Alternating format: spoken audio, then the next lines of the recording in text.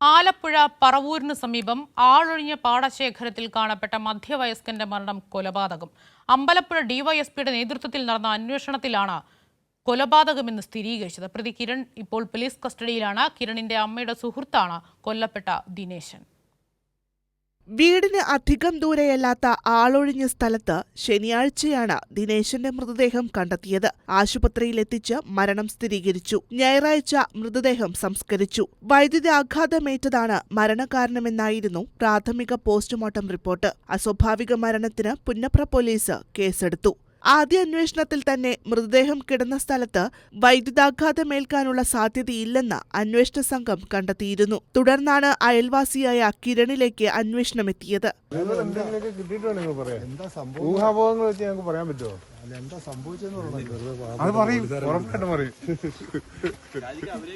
മരംവെട്ട് തൊഴിലാളിയായ ദിനേശൻ 2 വർഷമായി വീട്ടുകാരുമായി അകന്നാണ് കഴിഞ്ഞിരുന്നത്. എന്നാൽ അയൽവാസികളുടെ വീട്ടിൽ പതിവായി എത്താറുണ്ടായിരുന്നു. ദിനേശൻ തന്റെ വീട്ടിൽ വരുന്നത് കിരണിന് ഇഷ്ടമല്ലായിരുന്നു. ഇതേ ചൊല്ലി ഇരുവരും തമ്മിൽ കഴിഞ്ഞ ദിവസവും വഴക്കുണ്ടായി.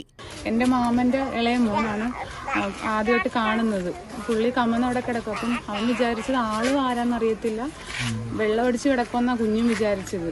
അശ്വതിയമ്മ അവിടെ ആരാണ്ട് ചത്ത് കിടക്കുന്നെന്ന് പറഞ്ഞു. അപ്പൊ അവര് പറഞ്ഞു, നീ ഇത് കണ്ടതാരോടും പറയണ്ടെന്ന് പറഞ്ഞു.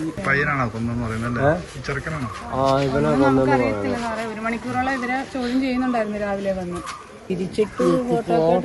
ഫോണിൽ വന്ന് കണ്ടപ്പം നല്ലപോലെ ഇങ്ങനെ വെച്ച് നോക്കിയപ്പം മനസ്സിലായി ഇവനെ ആരും ആക്രമിച്ചിട്ടുള്ളതാണ്. അല്ലാതെ അതന്നല്ല, ഇവൻ പൂർണ്ണ ആരോഗ്യവാനാണ്. ഇവനെ ആർക്കും തകർക്കാനൊന്നും ഒക്കത്തില്ല. ഇവനെ ചെറിയ പറഞ്ഞ അടി വാങ്ങിക്കുന്നല്ല, ഇവൻ ആർക്കിട്ട് ഒരു അടി കൊടുക്കത്തില്ല.